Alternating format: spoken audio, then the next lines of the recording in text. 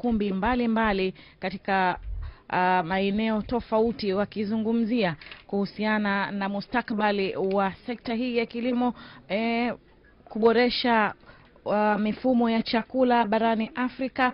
Na katika ukumbi mmoja, mtazamaji, alikuwepo Dr. Jakaya Kikwete, rais mstaafu wa awamu ya 4. Yeye alikuwa akitangaza yule mshindi wa tuzo ya chakula Afrika, ambapo taasisi ama shirika la utafiti na maendeleo ya mbegu za maharage, the Pan Africa Bean Research Alliance, ndio imeibuka mshindi na atapata dola za Kimarekani 100,000. Huyo mshindi ni wa nchi gani? Ni kutoka nchini Kenya, Esero. Na vile vile usiku wa leo kutakuwa na hafla ambayo rais amewaalika wageni ama viongozi wakuu wa nchi za Afrika. Atapewa tuzo yake. Mshindi wa tuzo hiyo itakabidhiwa katika hafla hiyo. Lakini pia katika tuzo hizo, Esero zimeanza tangu mwaka 2005.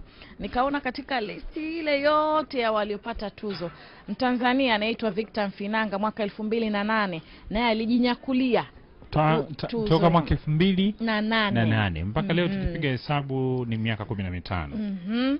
Na yeye alitoa fursa kwa wanawake wa Kimasai, wafugaji, katika uzalishaji pia wa maziwa, ufugaji, na kutoa zile product ama tuseme mazao yanatokana na bidhaa zinazotokana na maziwa. Na vile vile katika viongozi ambao wako katika jukwaa hili la mifumo ya chakula, ambaye ni rais wa AGRA Dr. Agnes Kalibata, aliwahi kushinda tuzo hii mwaka 2012. Yule ni kutoka Rwanda. Kwa hiyo ni kwamba Dr. Agnes Kalibata yeye anaishi kile ambacho anakiongoza sasa hivi. Ni mfano wa kuigwa. Aliwahi kuwa mshindi na sasa hivi ni rais wa alisimamia vizuri usalama wa chakula na kilimo nchini Rwanda. Na ndio maana mkutano huu pia pasi na shaka ukawa ni kigizo chema, ukafanyika Septemba mwaka jana pale Kigali nchini Rwanda. Na sasa ni Tanzania.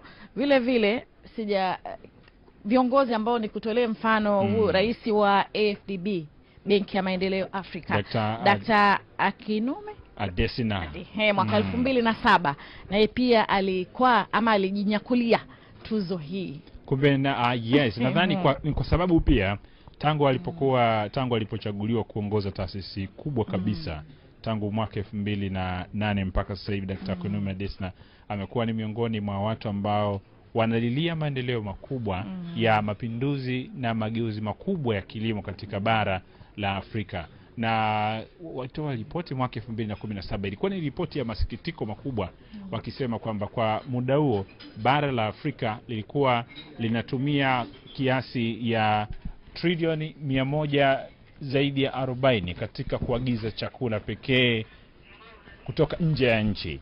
Kwa hiyo Benki ya Maendeleo ya Afrika, licha kwamba imekuwa ikifadhili miradi mbalimbali ya maendeleo, lakini pia imejiwekeza sana katika kufadhili shughuli za kilimo, ili lengo ni moja. Afrika hii ambayo imekuwa ikitazama ama ikiwa kwenye lenzi za nchi ama bara omba la vyakula, wakati likiwa na ardhi yenye rutuba, ikiwa na mazingira yote wezeshi kwa ajili ya kuzalisha chakula, basi iondoke humo ili iweze kujitegemea. Na ndio maana pasi na shaka tutasikia mengi leo kutoka kwa viongozi hawa kuja kuweka mikakati sahihi kabisa. Na mkutano wenyewe Shinuna unawalenga kabisa akina mama na vijana kabisa, ambapo hii leo pia Rais Dr. Samia atahutubia ama atazungumza na vijana, mwelekeo sahihi wa bara la Afrika katika kusaidia vijana kupata ajira kupitia sekta ya kilimo. Vile vile kutakuwa na mkutano wa maraisi wa Afrika hapo mchana. Naam. Watajadili sera, mikakati ambayo wanayo katika nchi zao na kubadilishana uzoefu ama nini kifanyike, changamoto ambazo tumezipata, wapi turekebishe. Utakumbuka Isero, pia bara la Afrika limekabiliwa na mabadiliko ya tabia nchi kabisa. Ugonjwa ule wa uviko 19 pia ulileta athari katika sekta hii ya kilimo ama mifumo ya chakula yote kwa ujumla. Kwa ujumla. Kwa ndio maana pia ikaja na dhima kuu ya mkutano wenyewe kwamba wana recover kutoka kwenye recover, ni kama kurudia hali, kurudi kwenye hali upya kutoka kwenye yale matatizo yaliokuwepo ya uviko 19 ilipotupiga, uzalishaji ukapungua, watu wakajifungia ndani, tukaona hata kusafirisha bidhaa mbalimbali ikiwemo pembejeo za kilimo ikawa ni tatizo. Kwa hiyo mbolea ikawa ni tatizo. Tunajua sisi tunazalisha tu 10% ya mbolea katika nchi, 90% yote inatoka nje ya nchi. Kwa hiyo mifumo yote hiyo ilikuwa ni tabu ambayo ilisababisha sasa baada ya kutoka kwenye yale matatizo tuna recover. Kurecover vipi ndicho ambacho kinatafutwa kwenye mkutano huu. Sasa tunatafuta regenerate, kuendeleza pale ambapo waliishia, na baadaye ni kuchukua hatua, yani kuati kwa ajili ya suluhu za mageuzi ya kilimo, zile suluhu za Kiafrika kwa ajili ya Afrika, ili kupata mageuzi makubwa ya kilimo yatakayowezesha bara la Afrika kujinasua kutoka kwenye mtego huu mbaya kabisa wa utegemezi wa chakula, nafaka na vitu vingine. Au na watazama kwa mtazamaji anayetazama sasa, hawa ni wale wanufaika wa Building Better Tomorrow, yani BBT, na wengi wao katika pita tumekuwa tukizungumza nao, wanasema walivyokwenda ni kama mtu amekwenda shule, amekwenda kuondosha ujinga aliokuwa nao, amejipatia maarifa mapya. Hawa vijana wa BBT wanaona fahari sana kwa kwenye huu mradi na namna ambavyo serikali inasimamia zoezi hili, ili lile tatizo tunalolilia la ajira liondoshwe ndani yao. Wanaweza kuwa mfano mzuri sana, na shuhuda zao tumekuwa tukizitazama kwenye vyombo vya habari. Ni miongoni mwa watu ambao Rais Samia ataongea nao hii leo. Na asubuhi leo pia katika ukumbi mwingine, Rais wa Zanzibar na mwenyekiti wa Baraza la Mapinduzi Dr. Hussein Ali Mwinyi walikuwa na mjadala kuhusiana na mradi huu wa BBT ambao serikali ya Rais Dr. Samia pia imetambuliwa, na ndio maana ikakabidhiwa kuwa mwenyeji wa mkutano huu kutokana pia na sifa ya mradi huu wa Jenga Kesho Iliyo Bora, ambao unalenga kuwawezesha vijana ambao ndio nguvu kazi kubwa ya nchi kuingia katika kilimo katika vijiji 12,000 takriban nchini Tanzania. Mradi huu ambao umegharimu zaidi ya bilioni 300 na sasa hivi taasisi mbalimbali za kifedha zinajitokeza. Kuna benki moja NMB, wao wameshahidi tayari watatoa shilingi bilioni 20 kwa ajili ya kuendeleza mradi huu, na tumezungumza mapema asubuhi na katibu mkuu Wizara ya Kilimo Gerald Geoffrey Mweri, akasema benki nyingine ama benki mengine, taasisi nyingine za kifedha zinaendelea kujitokeza ili kuhakikisha kwamba mradi huu utakuwa ni wenye matunda na wenye manufaa, kwa sababu anasema kabla ya kufanya walifanya utafiti kwa vijana. Kwa nini umri ule wa kuanzia miaka 15 mpaka kufikia miaka 30 na kitu walipata taabu kubwa? Walikuja kugundua kwamba vijana hawapendi kujihusisha na kilimo. Kijana hapendi kujihusisha na kilimo, lakini ikifika muda wa breakfast anataka ale vizuri shinuna. Ikifika muda wa lunch apige msosi wake vizuri. Ikifika muda wa usiku dinner pia, ama chakula cha usiku na chakula cha jioni chajio ale vizuri, lakini hawapendi kujihusisha na kilimo, kwa sababu kitu alichokuwa na kitazama mwanzo, picha tunazoziona kwenye vyombo vya habari, vipeperushi mbalimbali, unamwona tu mzee wa watu kachoka, yuko hoi bin tabani, ndiye ameshikilia jembe la mkono, ili aimpe hamasa kijana kujiweka katika mazingira ya kwenda kufanya uzalishaji. Lakini sasa hichi ambacho tunakifanya, na wizara ilisema inataka kuwafanya vijana wavutiwe na kilimo, kilimo kiwe ni kitu cha mvuto kwa vijana. Wakasema maoni yao, bwana, sisi tunachotaka kwanza tupate mitaji, tumpate kutumikisha ardhi, lakini pia kilimo hiki kiondoke kwenye jembe la mkono kutoka miaka ile ya 60 miaka 50 huko. Tunatakiwa sasa tutumie teknolojia kwa ajili ya uzalishaji. Serikali ikasema hewala, ndicho ambacho sasa kinafanyika kwa BBT, ambayo sasa tunaona haikomei tu kwenye kilimo.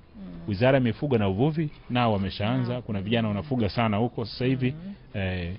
Kwa hiyo tunaona hii miradi ya takriban milioni ama Tanzania inahitaji, jana nimemsikia Waziri Ulega akisema Tanzania inahitaji trilioni 1.3 kwa mwaka kufanikisha kilimo cha umwagiliaji, akizungumzia pia na katika sekta yake pia aligusia masuala mbalimbali ya kuboresha masuala haya ya ufugaji. Kuna ile siku ya 8/8 Esero, tulimuona rais akitembelea mabanda mbalimbali katika unenepeshaji wa ng'ombe na Tanzania imekuwa ikifuga, ina wanyama wengi, na kitoweo kinasaidia katika pato ama kwa sekta nzima ya kilimo, ukihusisha ufugaji, uvuvi, vinachangia pato la taifa. Naam, kwa sehemu kubwa sana. Na takwimu hizo pia hata kwenye hotuba ya bajeti ya Wizara ya Kilimo,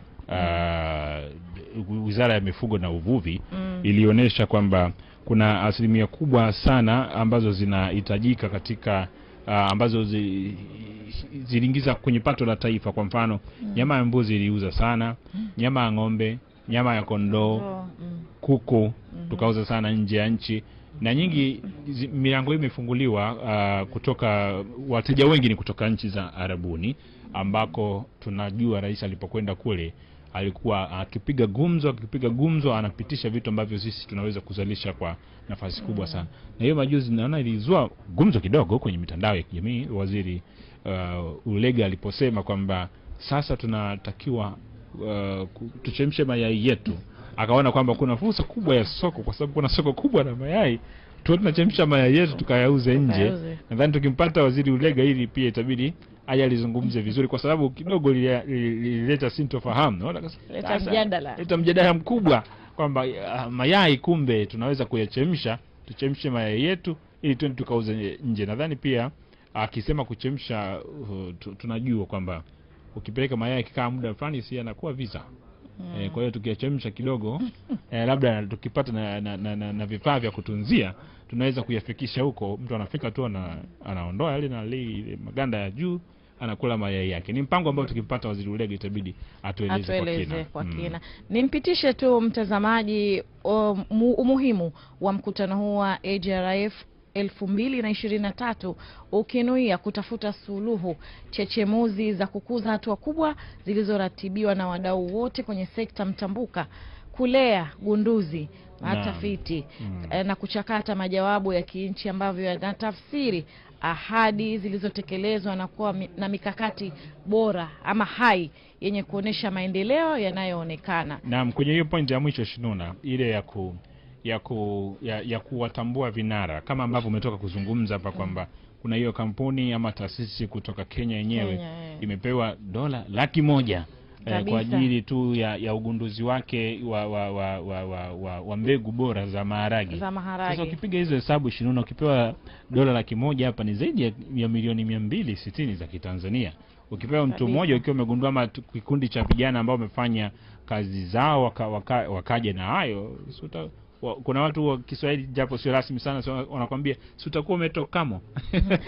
na Dr. Jakaya alisema hizo mbegu zinazaa sana. Na mtazamaji, Rais Dr. Samia Suluhu Hassan anaingia katika ukumbi huu tayari kwa ajili ya kuwahutubia vijana na washiriki wote waliopo katika ukumbi huu wa Julius Nyerere.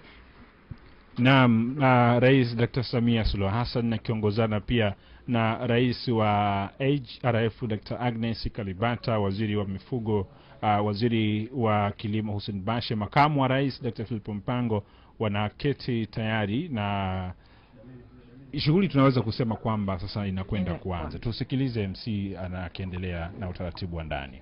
Today I'm wearing a different hat. Your Excellency, we know it's been a very busy week. We've been following what's happening in Nairobi with the Nairobi Declaration. Congratulations.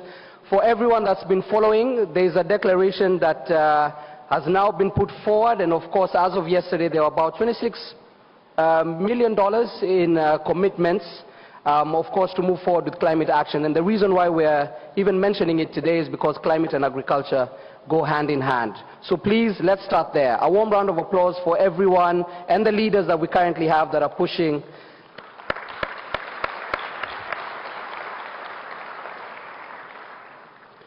Let's play a game. Let's play a very interesting game. I see the young people at the top there. Just wave, wave.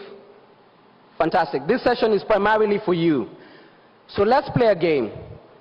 The game is called A to Z. When we say the letter, you say the country, right? A, Angola. B, wait, please. Let's all, class is in session. A to Z, really quickly. A. The trick is the country first has to be an African country. A, B, C, D, E, F,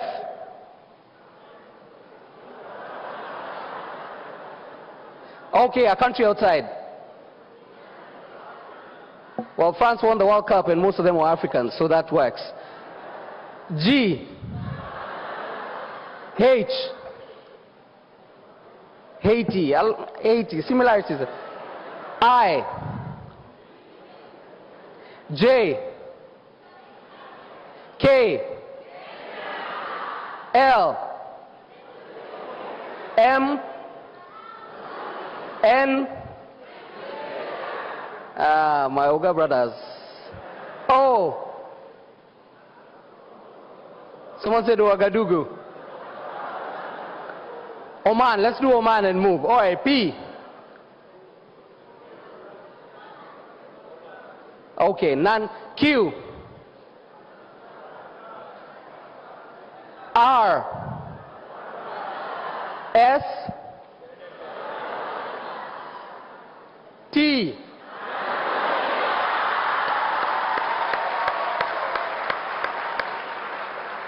U. V. W. Wales, all right. Wales is not a country anymore. X. Oh, the room has gotten awfully quiet. Y. Yemen. Z. Perfect. Let's just raise our hands for anyone that comes from Kenya, Uganda, Rwanda, Burundi, DRC. Please raise your hands. Please raise your hands. All right. Mheshimiwa Rais, walioinua mkono tumebainisha. Tutabaki nao papa hapa Tanzania tuwafunze Kiswahili.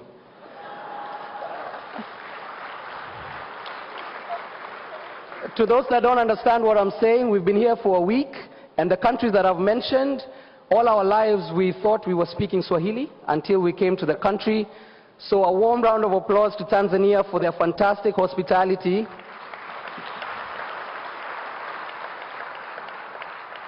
And more importantly, their patience for our Swahili. Thank you. Thank you very much. All right. So let's get into our main agenda. Welcome to the Youth Town Hall. This is one of the most powerful platforms for young people to voice their concerns, to give their thoughts and their contribution to what exactly they think should be done within the agri-food system, the agriculture sector, and how those can then be embedded into policy or what we see as day-to-day. We have the incredible honor, aside from just voicing our concerns, we'll have Her Excellency, Dr. Samia Suluhu Hassan, the President of the Republic of Tanzania, sitting with us on stage and engaging with some of our young people one-on-one, getting their questions and responding to them as we all converse, to just get a sense on some points that we think might be missing or might be missed in the larger picture. So we appreciate that this particular program has made it entirely deliberate to fit the voices of young people into the wider picture. Later on in the program, there's an interesting part. 2 young people will be crowned winners of the Go Getters Awards.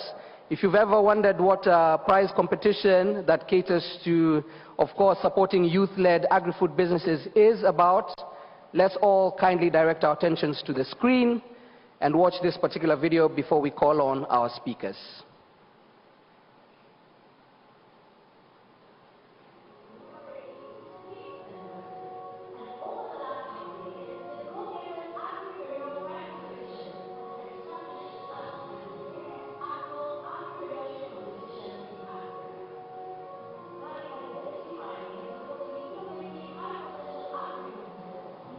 Of the years, we have received over 10,000 applications cumulatively.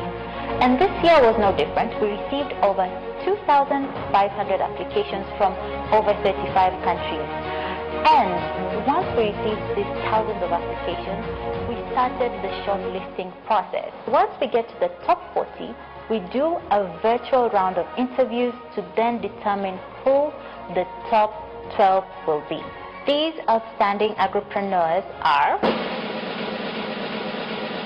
Helkins Ajano from Cameroon, Margaret Wanjiku, Kenya, Johan Gale, Mauritius, Imani Bore, Rwanda, Tafadzwa Chikwereti from Zimbabwe, Patience Ben and Ayola, Nigeria, Martin Bianbake, Sierra Leone, Ikena Nzewi, Nigeria, Crescentia Mushobozi, a lady from Tanzania. Next is Patrice Bashira, Kenya, Jennifer Musike from Kenya, and Andrea Titohaina Hasina from Madagascar. Congratulations for making it this far. You have now joined our pool of high potential SMEs. These candidates pitched their ideas to a panel of judges during a dynamic pitching session, where the judges assessed the potential impact, scalability and sustainability of the business concepts. But as we narrow down for the winners, let me quickly take you through what I will be looking out for in the assessment. 1.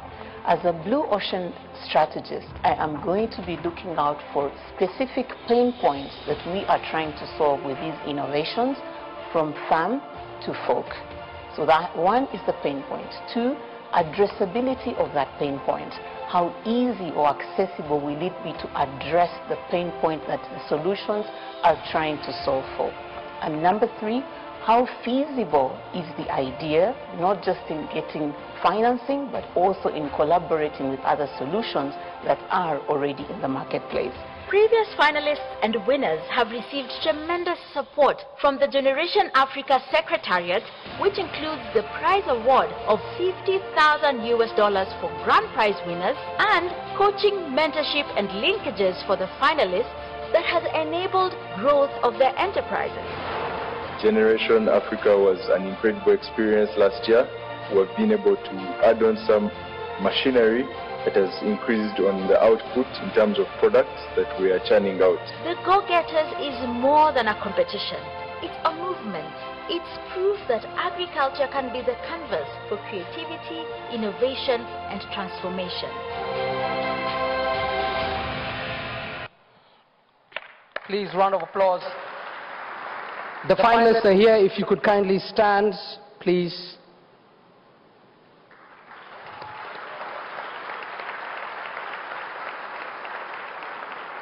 I would love to personally tell you, being here is already a win in itself. Congratulations. I know you're nervous. I know you're extremely nervous, but you know what we say, a win is a win. A win is a win. Maybe not the grand prize, but a win is a win. Starting off, please kindly have your seats. For the first remarks, please allow me to call to the stage Mr. Svein Holster, the CEO of Yara, a very youthful young man, to share his opening remarks.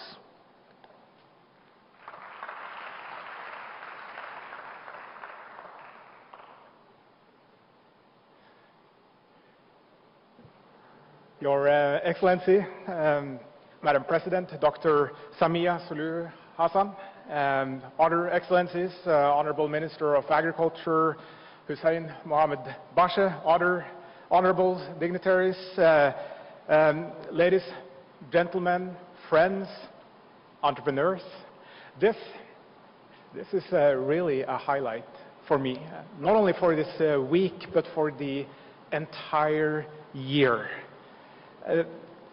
The new generation is connected, capable, and innovative.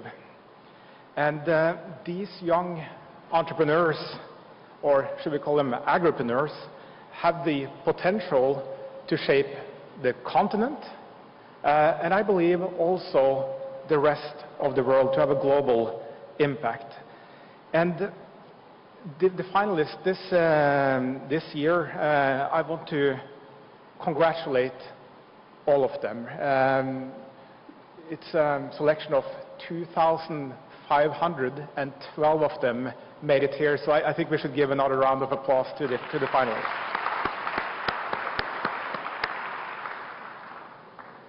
Look, agriculture is already very technology-driven. I mean, take farming, for instance, working out in nature, exposed to weather. And today, already a lot of technology is used. Sensors, drones, satellite images, advanced weather data, soil analysis, and big data. We are right now in the fourth agricultural revolution, and that is driven by technology, and it will be driven by the youth. And farming and the wider agribusiness can be the engine for sustainable economic growth. Farming is business, and food is business. For me and for Yara, it's important to recognize this and to support young talents to turn their ideas into sustainable businesses. And I truly believe that young tech-savvy entrepreneurs have an important role to play, creating growth and creating prosperity in Africa. And it's really incredible to see what Go-Getters has turned into. The initial talks about this idea started 8 years ago at AGRF in Zambia, together with Dr. Agnes Kalibata and with Strai Masaiva, where we discussed, how do we make the step change in yields and really get improved profits and prosperity in the food business. Well, we need to bring the young people into this business. We need to demonstrate that this is a huge business opportunity, and we discussed that over the next 3 years, and the Go-Getters was launched 5 years ago, and look what it has turned into. Agnes is here, and I'm sure I'm speaking on behalf of Strive as well, that when I say that we are all so incredibly proud of you. Asante.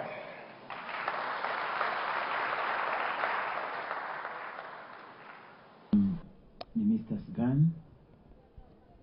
Huyo ni Sven Tore Hoster, ni afisa mtendaji mkuu wa kampuni ya utafiti wa mbegu ya Yara ya nchini Norway, ambayo iko kote duniani ikifanya shughuli mbalimbali huko. Tusikilize ni kinaendelea tena. Her Excellency on stage, please. Your Excellency, once you do your remarks after Honorable Minister introduces you, please take a seat. We will carry on from there.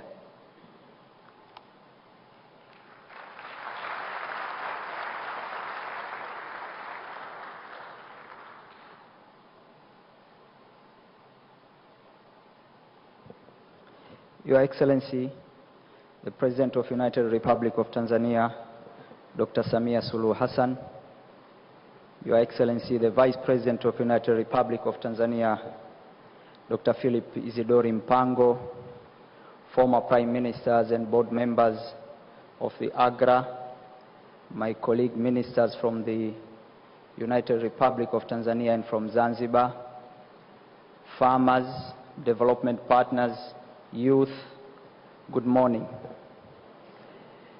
Your Excellency, it's a great pleasure for us to have you here for the Youth Town Hall. As we all know, your passion for youth to transform them and make them go into agricultural sector has always been at your heart. Thank you, Mama. Tunakushukuru sana for that. Today morning, we were with President Mwinyi for the launch of the flagship program of BBT, whereby we have been pitching for almost $2 billion for the next 6 years. Let me take this opportunity to tell you in front of all youth of Africa that the international community, the development partners, they have shown their commitment and support for the support of the flagship program for the BBT for the next 6 years. We got the commitment from the African Development Bank worth $100 million. Thanks for Beth, she's here. We got commitment from the World Bank for the additional funding on the launched yesterday program of $300 million. We got the commitment from AGRA with their partners, $40 million. We got the commitment from the IFAD, $60 million for the horticulture. We got the commitment and support from the USAID. And let me take this opportunity in front of every African youth. Don't lose hope. This is the second liberation of our economies. 60s and 70s, our forefathers fought for the political liberation. It's the time, and Africa has all the necessary tools to attain it. We got strong leadership of our leaders, thanks to Mama Samia and other African leaders, to push the African agenda for the food security and food sovereignty. Let me take this opportunity, Mheshimiwa Rais, kukaribisha kuongea na vijana wako na uweze kutake stage baadaye kuweze kupokea maswali. Tunakushukuru sana mimi binafsi na Ulega na wenzangu kwa commitment unayoonyesha kwa vijana wa Tanzania. Kwa muda mrefu vijana wa nchi hii walionekana hawawezi kufanya shughuli za kilimo. Umeamua kujitofautisha na viongozi wengine ambao muda mrefu wamewalaumu vijana hawataki kujiajiri. Vijana wanataka wapewe nafasi ili waweze kujiajiri, and you have shown that with the action. Asante sana, karibu Mheshimiwa Rais.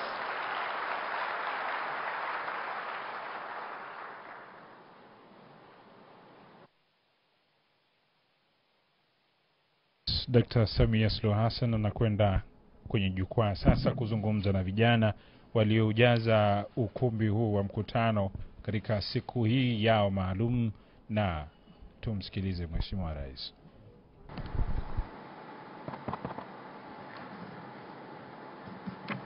Please be seated.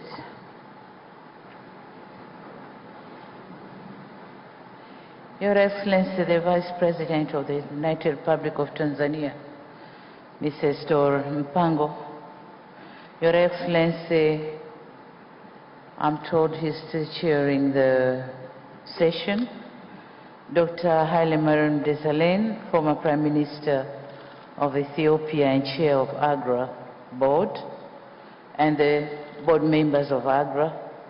Dr. Agnes Kalibata, President of AGRA, Honorable Ministers and Deputy Ministers here present, the Principal Secretaries and Deputies here present, distinguished political leaders, senior government officials, AGRA and other development partners and sponsors, representatives of various institutions, public and from private sector, both international and local, invited guests, ladies and gentlemen, a very good morning to you all. At the outset, I would like to take this opportunity to express my profound gratitude to the Alliance for Green Revolution in Africa, AGRA, under the able leadership of His Excellency Haile Mariam Desalegn, Chair of the AGRA Board and member of our National Organization Committee.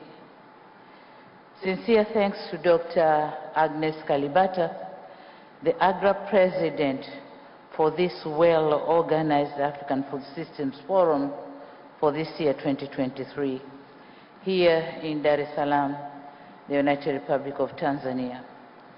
We are happy and feel greatly honored as you have put our country on the world map when it comes to promoting agriculture sector towards making Africa a food basket for the region and the world.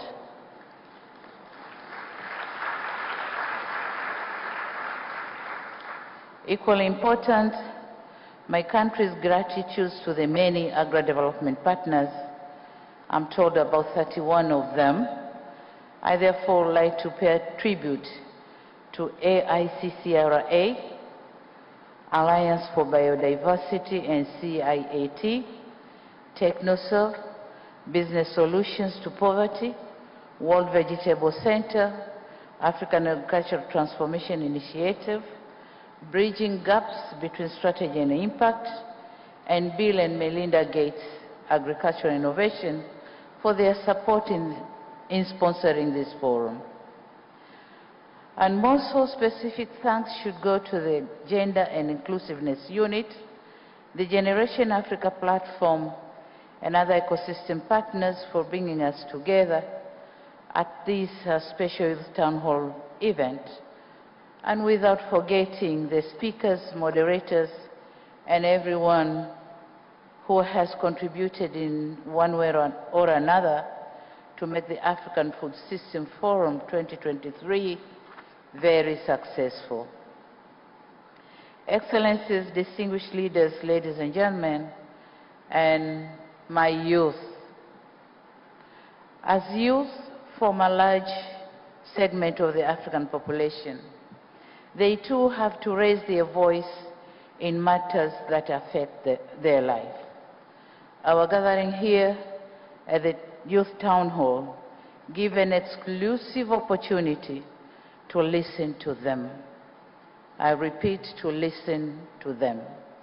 As we all agree, and as already stated, it is very important to hear their concerns, challenges, and hopes, so as to enrich our discussion as we are charting the way towards improving agribusiness for the young population. It is an opportune time for our governments to engage in discussion with youth and women on barriers and bottlenecks that prevent them from embracing agriculture as a productive sector that could enable them on their lives. We could as well get to know the challenges faced by those involved in agribusiness and the proposed possible solutions.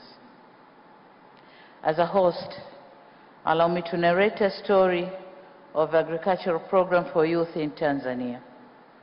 This country developed an agenda to make agriculture sector contributing by 10% to the Tanzanian GDP by 2030. In order to implement the agenda, we created a program called Building a Better Tomorrow for Tanzanian youth. The main goal of BBT being to enhance and engage, to enhance the engagement of youth in the agriculture sector for sustainable and improved livelihoods, while contributing to the current efforts to reduce unemployment.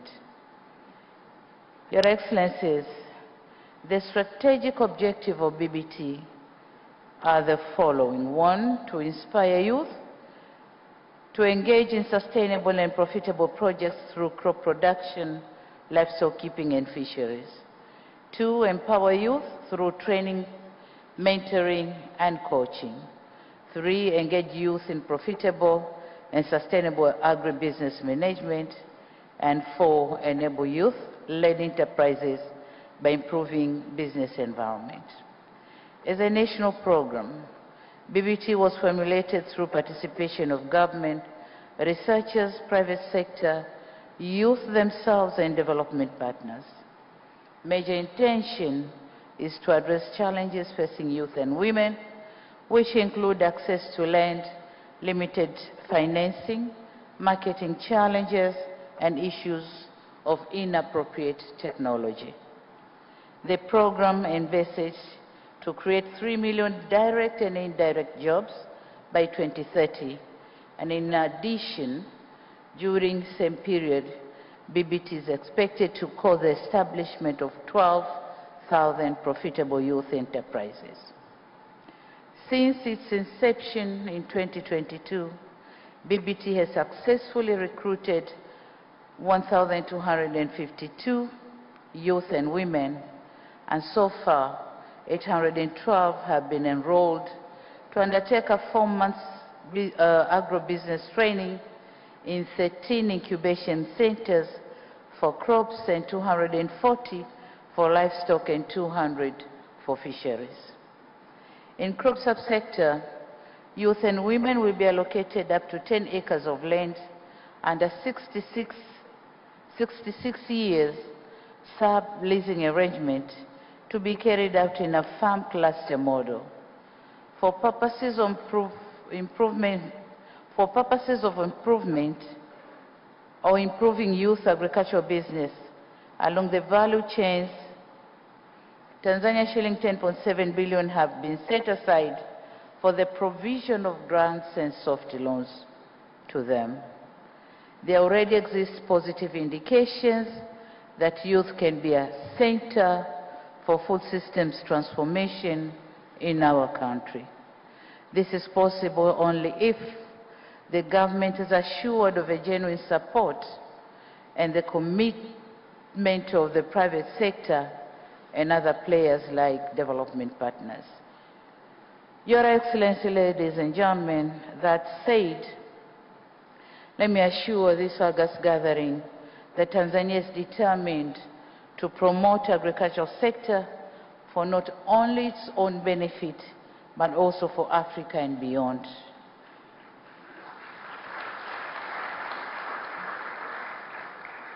Having said that, let us now hear what the youth have to say and what the youth have to hear from our governments.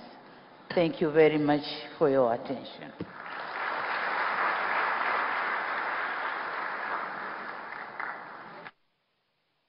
Thank you. Thank you. Without further ado, let me call the people on stage that will be representing, of course, the brilliance that is the younger population in Africa and around the world. Ms. Hadija Jabiri is the Managing Director and Founder, Jibri Limited. Please, round of applause. Ms. Nancy Iraba, Co-Founder and CTO of Healthy Seaweed Company. Ms. Janira Rodriguez Torres, the United Nations Sustainable Development Solutions Network in Bolivia.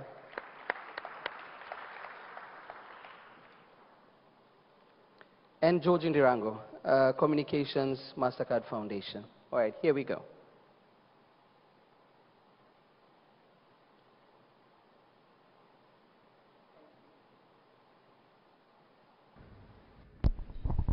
Thank you very much. Your Excellency, throughout about 30 to 40% of your remarks mentioned young people, youth, young people, youth. Meaning it's not by chance that you see young people as a recognizable part of what agri-food systems is trying to do and your ambitions also within what's happening in Tanzania and for the region. So we appreciate you very much for that.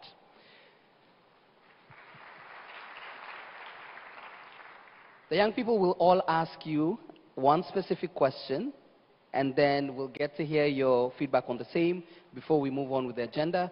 But let's please start off with you, Ms. Hadija.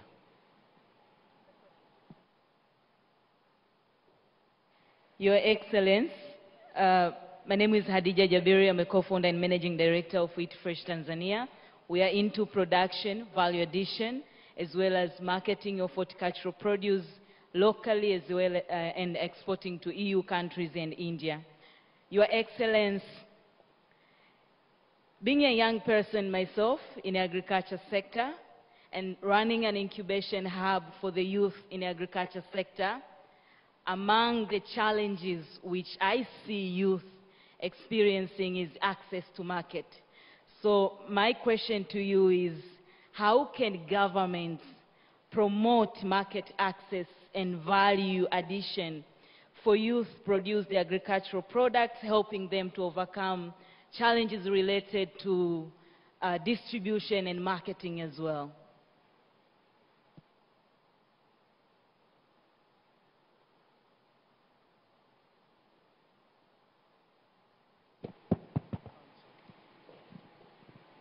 Thank you very much, and I thank you, the moderator, for setting this stage for discussion.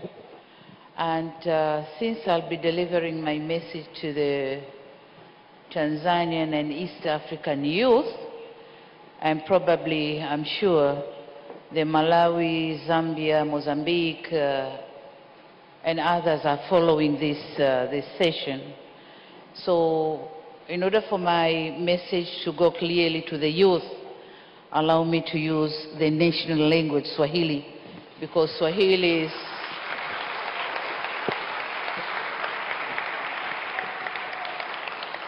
because the language is used in the whole of East Africa and also the neighboring countries. So here I go. Swala la masoko. Kwenye swala la masoko ni kweli kwamba kuna shida katika kupatikana masoko. Lakini katika tafiti tulizofanya tumegundua kwamba kuna mambo mawili ambayo yana utata na tunayafanyia kazi. La kwanza ni connection ya kwanza kujua kwanza tunasema food balance sheet requirements. Bidhaa gani inatakiwa wapi ndani na nje ya nchi. Tukijua hilo tunajua exactly kinachozalishwa upande mmoja kiende upande mwingine, lakini ndani na nje ya nchi kama nilivyosema. Lakini la pili ni connection ya mkulima na soko lenyewe. Hatujaifanya vizuri bado.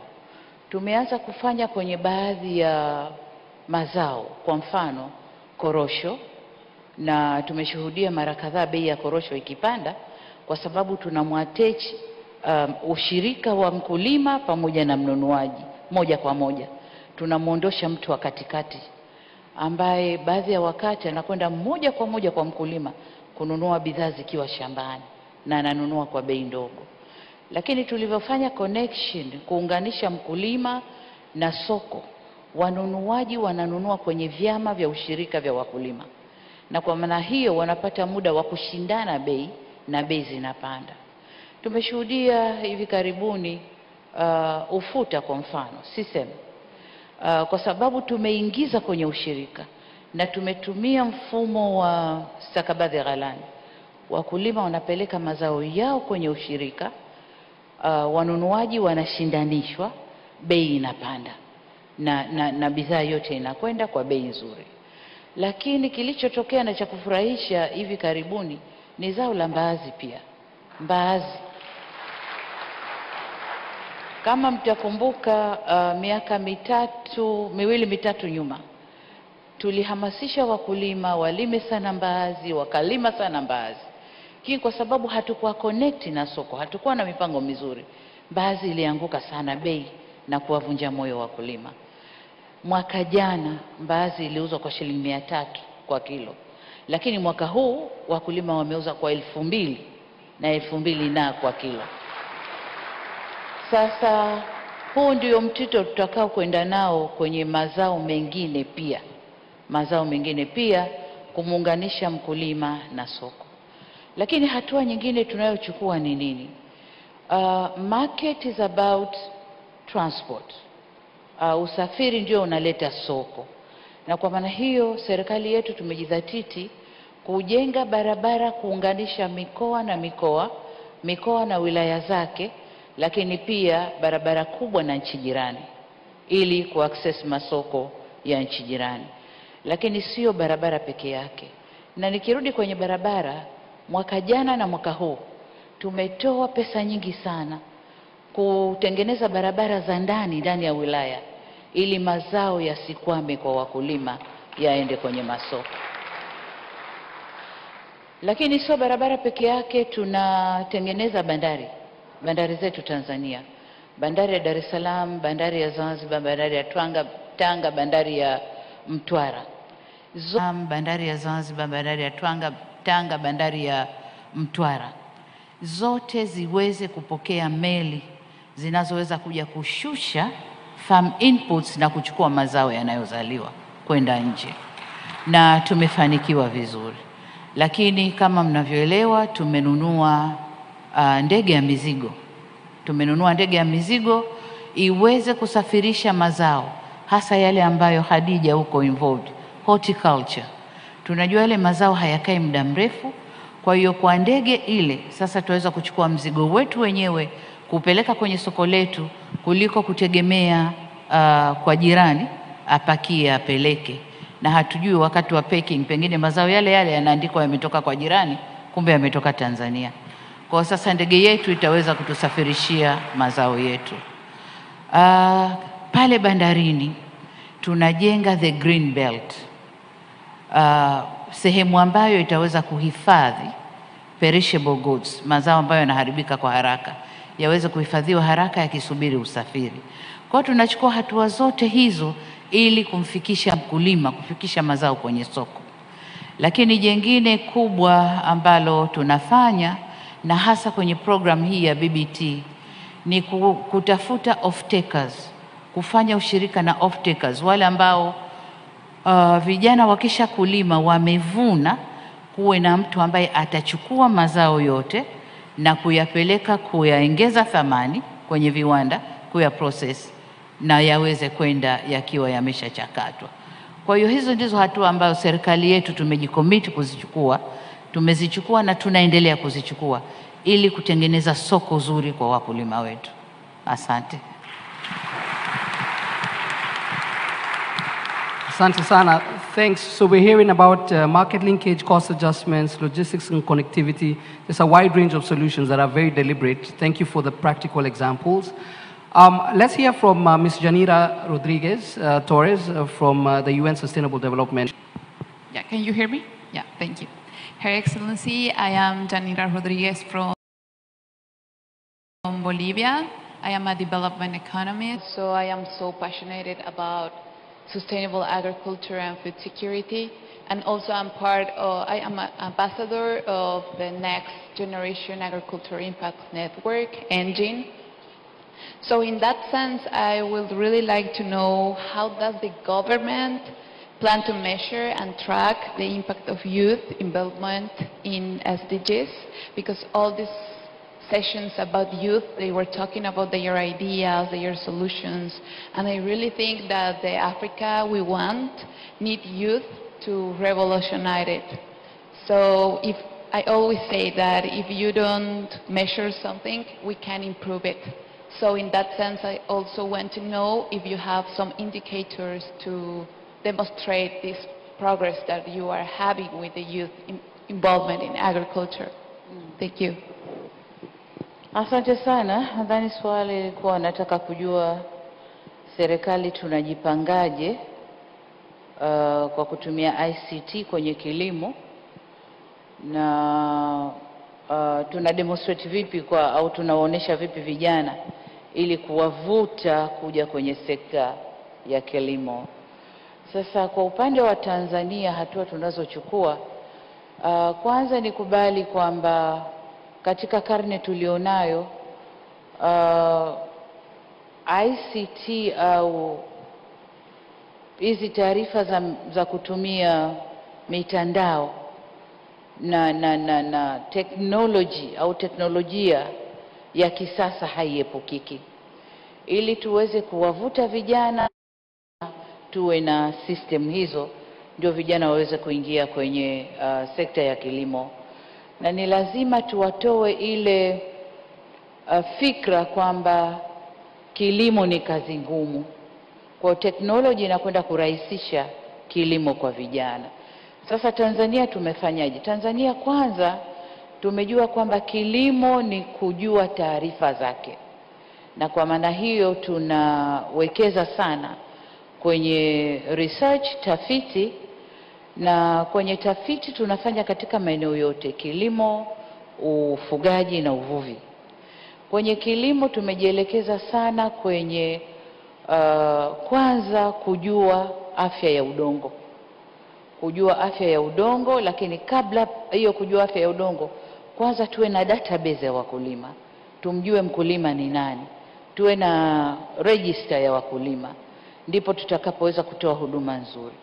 Kwa hiyo kwa kutumia ICT tunaendelea kufanya registration ya wakulima, aina ya kilimo wanachofanya, eneo alilo nalo na mambo mengine yanayomhusu mkulima. Lakini pia ili mkulima huyo aweze kufanya vizuri na ili tuweze kutoa extension service, huduma za ugani zinazoeleweka, lazima tujue mkulima yuko kwenye hali gani pale alipo. Kwa hiyo tumewawezesha mabwana na mabibi ogani, extension officers, na kits ambazo zinawawezesha kupima afya ya udongo.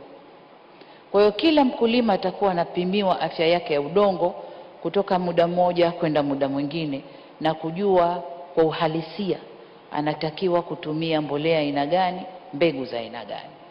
Lakini la pili, tumejiingiza kwenye kuongeza uzalishaji wa mbegu za kisasa, hybrid seeds. Tumeweza kuimarisha vituo vyetu vya utafiti, lakini mashamba ya uzalishaji mbegu kwa kiwango kikubwa.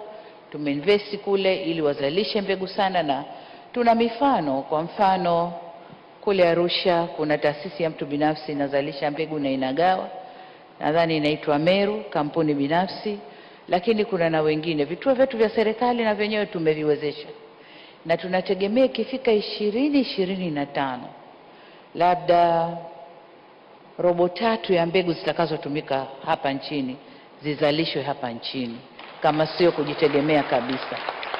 Na ni mbegu ambazo certified, na ni mbegu ambazo zinahimili mabadiliko ya hali ya hewa, lakini pia zinaendana na hali ya udongo tulionao. Lakini la tatu, tunatumia ICT kwenye masuala ya umwagiliaji. Kama unavyotambua, zamani tukisema umwagiliaji ni kumwagilia hasa, ni kuchukua maji na kuyamwaga kwenye udongo ili mazao yaje kama inavyomwaga mvua.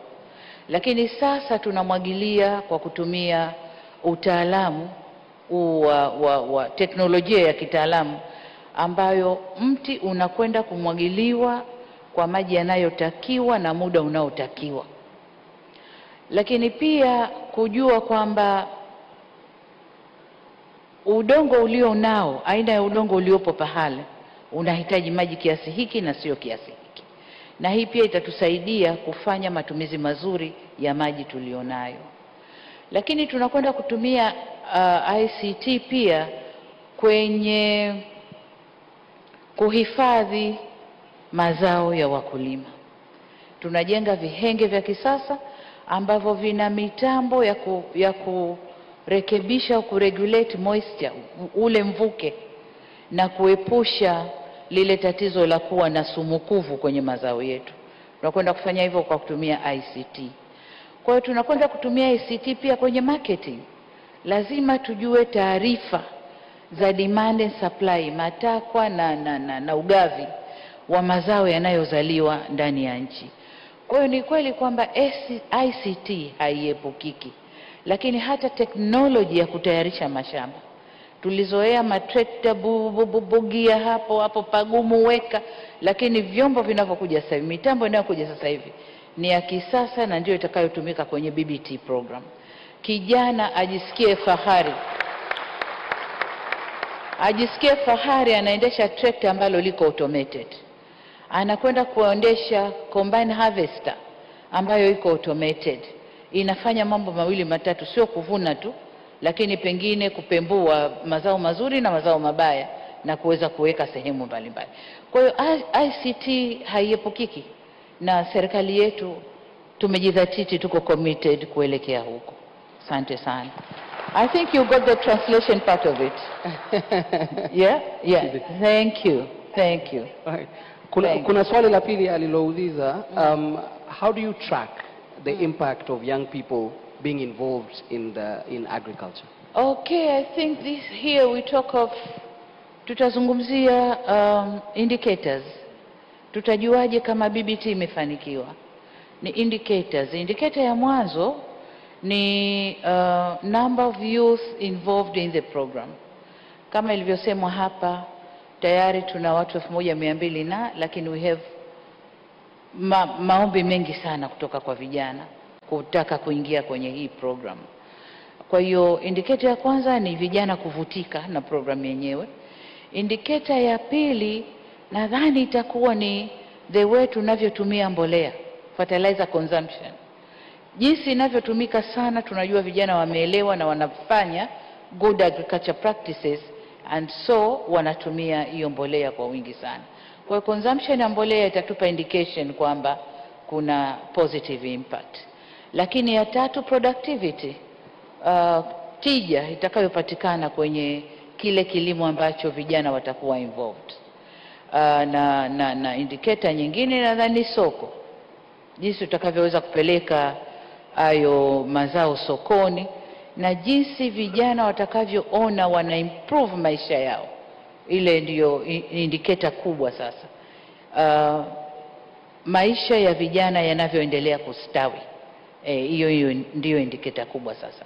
Lakini indicator nyingine ni kuona tunashusha food inflation ya chakula ndani ya nchi. Kama production itakuwa kubwa, bila shaka bei za chakula zitashuka. Na kama tunavyojua food basket ndio inasababisha inflation kubwa kwenye nchi. Kwa hiyo tukiweza kushusha food basket inflation, tutakuwa ni indicator nzuri sana kwamba vijana wanazalisha kwa wingi. Asante sana. Miss Nancy, let's hear the last question from you.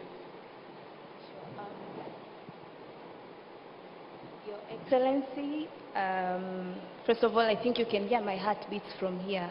One of my dreams is coming true, seeing you face to face. So I'm really happy to see you. My name is Nancy Raba. I'm a marine scientist and a dive master. I can go up to 40 meters deep, so I'm happy to take you to the ocean anytime when you're ready. Wow. And I'm a co-founder and CEO of Healthy Seaweed Company Limited, in which we are innovating different seaweed for food to allow people to include seaweed in their diet. So we are making revolutionary dietary for seaweed foods for people to include in their diet, because Tanzania, we're the first largest producer of seaweed. Why not consuming it? So that is what my company is standing for. And I'm also part of Generation Africa Fellowship. I was part of the Go-Getters last year in Rwanda, so I'm very proud that with your leadership, we're having HRF in Tanzania this year. And coming to my point, because I'm a Tanzanian mermaid, so I'll go to the blue economy. So as we know that Africa has a great ocean line, approximately 30 kilometers long. Given the importance of technology and innovation in blue economy, how can government provide access to technology, research, and data that can empower young entrepreneurs in the agriculture sector? Thank you. Thank you, Nancy, for that very technical and good question. Blue economy ni kwa Tanzania ni sekta mpya.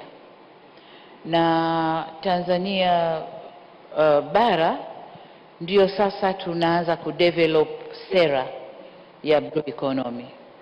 Lakini kwa Zanzibar tayari wamesha develop sera na wameanza kutekeleza. Sasa wakati tuna develop sera ya blue economy, Zanzibar could be a good model kwa sisi kusoma.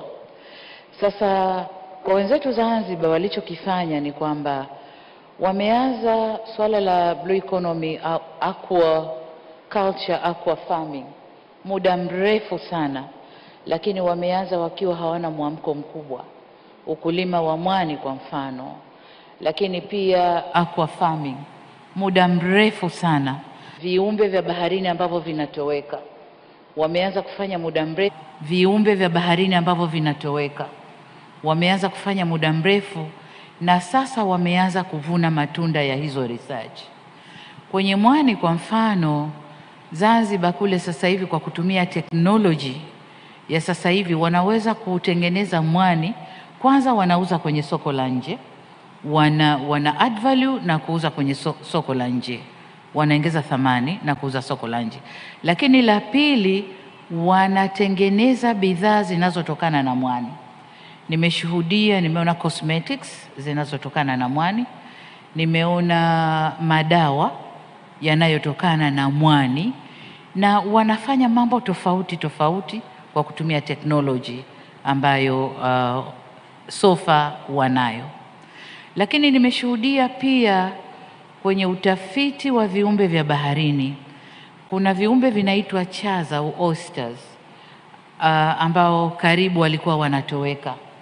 na nimeona kazi nzuri ya Marine and Science Institute ambao wamefanya utafiti na wamerudisha baharini vile viumbe, lakini viumbe vile vina toa kitu kinaitwa pearl au lulu, and so chaza ambazo zinapandikizwa zinatoa hiyo lulu, na wametrain vikundi vya wanawake kuvuna chaza, kutoa hizo pearls na kutengeneza jewelries. Kwa hiyo nimeona mwenyewe. Lakini jengine nini? Kwa kutumia technology wameweza kurudisha baharini au kwenye maeneo yanayotengezwa maalum ya vijana kitu kinaitwa majongo ya pwani au sea cucumber. Wameweza kuyarudisha viumbe Asia, lakini ilimalizika na sasa wameweza kurudisha. Na sasa vijana kwa kutumia teknolojia ya kisasa wanazalisha sea cucumbers au majongo yale na wanauza kwa kiasi kikubwa. Soko ni kubwa, vijana wetu wanaweza kuingia kwenye hiyo na wakapata ajira na wakaweza kujenga maisha yao vizuri. Sasa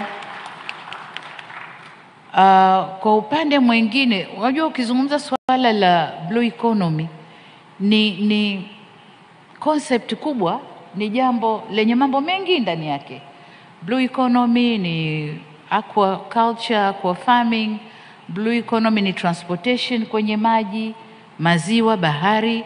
Vijana wanaweza kujiingiza kwenye miradi ya usafiri. Lakini blue economy ni tourism. Kwa mfano kule Zanzibar kwenye kijiji ninachotoka kuna dolphin wako baharini, na vijana wengi kwa kutumia boti za kisasa wanapakia watalii, wanakwenda kuwapeleka kucheza na dolphin, and they are earning their income na maisha yanaendelea. So blue economy is a vast. Kama Tanzania, kama serikali tunajipanga kutumia maji yetu tuliojaliwa na Mungu, bahari na maziwa, ili yajenge ajira, yatengeneze ajira na yajenge maisha ya vijana wetu. Asante sana. Thank you tremendously. It's not every day you have the premier of countries sit with young people deliberately and just speak, just hearing them out, taking the time to just respond to the questions. So we really do appreciate it. And of course, Dr. Agnes Kalibata for pushing for AGRA to be that particular platform where such conversations can be had. So as the young people go to their seats, please, Your Excellency, please just stay in your seat. As they go back to their seats, let's give them a fantastic round of applause.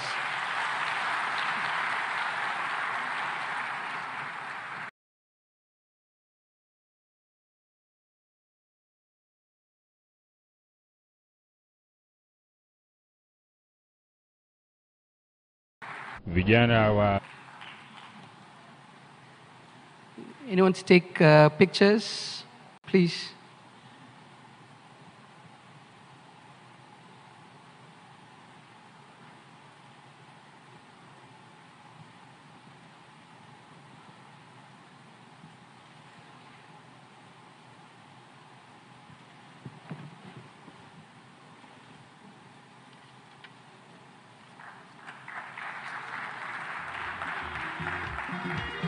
Janira.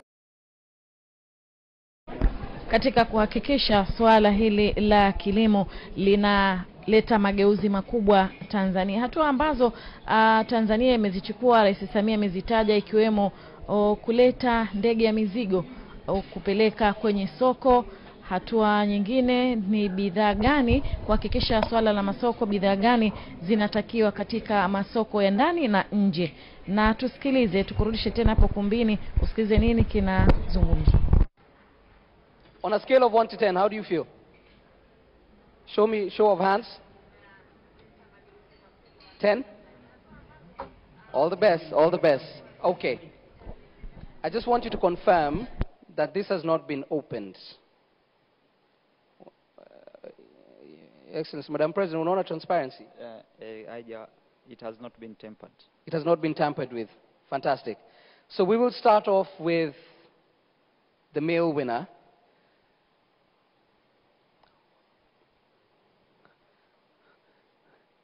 Yes, please open. Let's all in the room give drum rolls, please.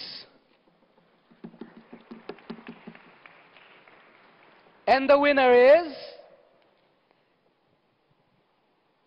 The winner is Ikena Nzewi, Relief Marketplace, Nigeria.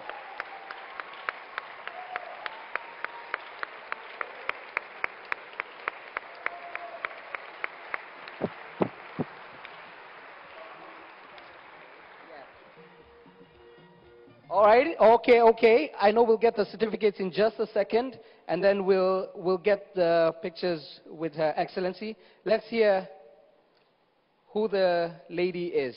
So we have one man, one gentleman, and one young lady who make up the winners. And the winner is, wait, drum rolls. Okay, so the grand prize female winner is Hasina Andriatachina from Madarom of Madagascar. Yes. Congratulations.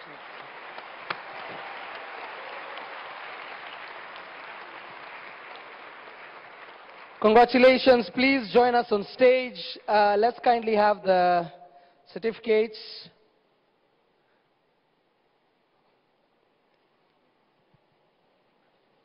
Thank you.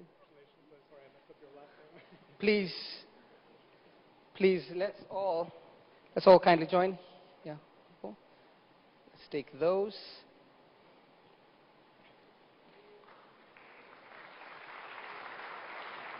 The winners kindly go to the, it's your time. Svein and the Honorable Minister already won in life. It's okay. It's your time, please.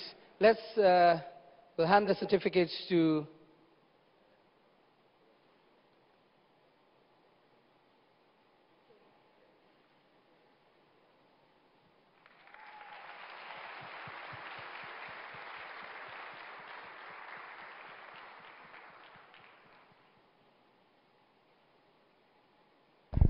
ni wale vijana 12 walioko kwenye taasisi mbalimbali ndogo na kubwa, naita SMEs, small and medium enterprises, lakini sasa wawili wa kwanza na wa pili ndio wamepewa zawadi zao na vyeti. Tukasikilize. You feel like 10 out of 10 and now you're here. How do you feel? I was surprised. Really surprised right now. We'll give it a bit to settle in. What about you?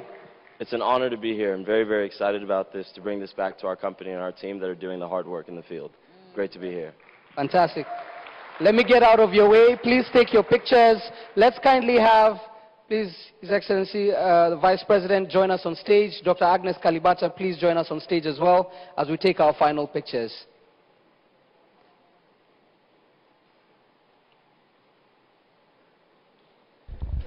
Anakaribishwa Dr. Agnes Kalibata ambaye ni rais wa HRF kuungana katika picha pamoja na washindi wawili, mmoja kutoka nchini Nigeria lakini mwingine kutoka nchini Madagascar, wa kike na wa kiume, na hawa wameibuka miongoni mwa vijana 12 wenye tunaweza kusema kampuni za kati na ndogo, za kati lakini pia na ndogo ambazo zimefanya vizuri zaidi, na ndiyo maana tunasema vijana wako kwenye kitovu cha mabadiliko makubwa ya kiuchumi barani Afrika. Na ameungana nao makamu wa rais Dr. Philip Isdor Mpango, na itakuwa ni kumbukumbu ya Tanzania. Watasema Septemba tulikuwepo nchini Tanzania na sisi tulitambuliwa kwa mchango mkubwa, na tulikuwa na rais wa Jamhuri ya Muungano wa Tanzania hata katika vizazi vyao vijavyo. Sasa ni picha yao. Unaonaje, unaitazamaje picha hiyo? Kijana wake kutoka Madagascar lakini pia na rais wa Jamhuri ya Muungano wa Tanzania, na kijana yeye ataenda kuonesha kule nchini Nigeria kwa Bola Tinubu. Amempa rais style ya kupiga picha. Itapendeza na kuwa kwenye kumbukumbu. Ataenda kuonesha kwake nchini Nigeria, bwana mimi nilipiga picha na rais wa Tanzania, kwa kutokana na vichwa ambavyo vinafanya kazi, mageuzi yaliyomo kwenye vichwa ya vijana hawa. Jukwaa lingali kwa rais na mwendesha shughuli pale, moderator wa kazi ya sasa. And we wish you the very best. Thank you.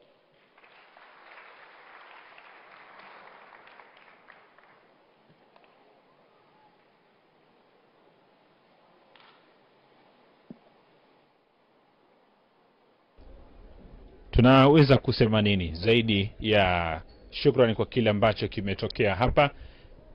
Shununa, vijana wa Tanzania lakini pia vijana wa Afrika na vijana wa dunia wametazama na shughuli ya Rais Dr. Samia Suluhu Hassan kuzungumza na vijana hapa, wakiwakilishwa na vijana wengi ambao wamejitokeza kwa siku ya leo.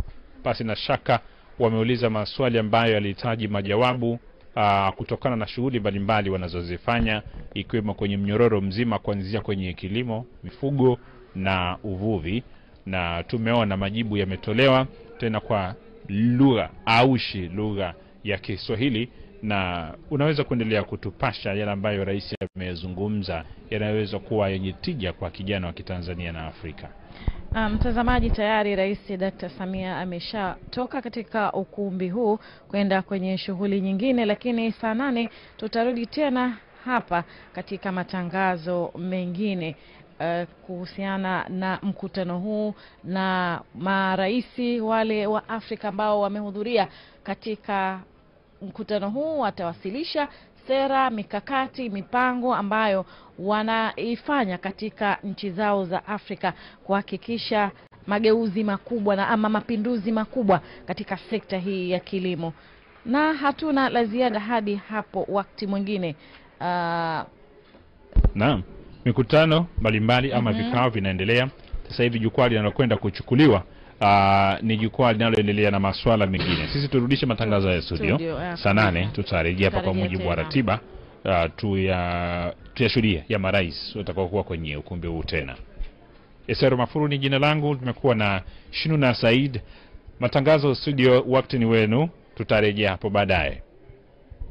Mkuu wa chuo cha Kilimanjaro Institute of Technology and Management kilichopo Mwenge jijini Dar es Salaam na chenye ithibati na usajili wa NACVET number REG/ANE/029 anapenda kuwatangazia nafasi za masomo kwa ngazi ya diploma na certificate kwa muhula wa masomo utakaoanza Oktoba 2023 katika kozi za IT, Business Administration, Accountancy, Procurement and Supply, Front Office na Hotel Management. Chuo kimebobea katika ufundishaji kwa njia ya vitendo na kimeweza kutoa wanafunzi wenye weledi.